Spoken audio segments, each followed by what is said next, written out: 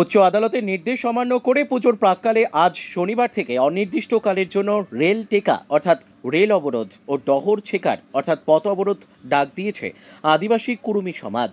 জাতিসত্তার দাবিকে সামনে রেখে এ রাজ্যের পুরুলিয়া, বাঁকুড়া, ঝাড়গ্রাম, পশ্চিম মেদিনীপুর এবং পার্শ্ববর্তী রাজ্য ঝাড়খণ্ড ও ওড়িশায় এই অবরোধ হবে বলে জানিয়েছিলেন কর্মীরা।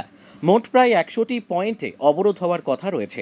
ঝাড়গ্রাম, পশ্চিম মেদিনীপুর, বাঁকুড়া ও পুরুলিয়ার একাধিক রেল স্টেশনেই অবরোধ করবে বলে আগেই জানিয়েছে আদিবাসী কর্মী সমাজের নেতৃত্বরা।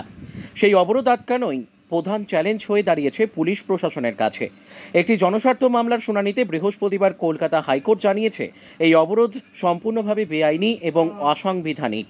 অবরোধ আটকাতে রেল ও রাজ্য পুলিশকে যথাযথ পদক্ষেপ করতে হবে। আদালতের নির্দেশ পালনে বদ্ধপরিকর প্রশাসন। জঙ্গলমহলের 4টি জেলায় পুলিশকে বাড়তি সতর্কতা অবলম্বন করতে বলা হয়েছে। আরপিএফকেও ফোর্স বাড়াতে বলা হয়েছে।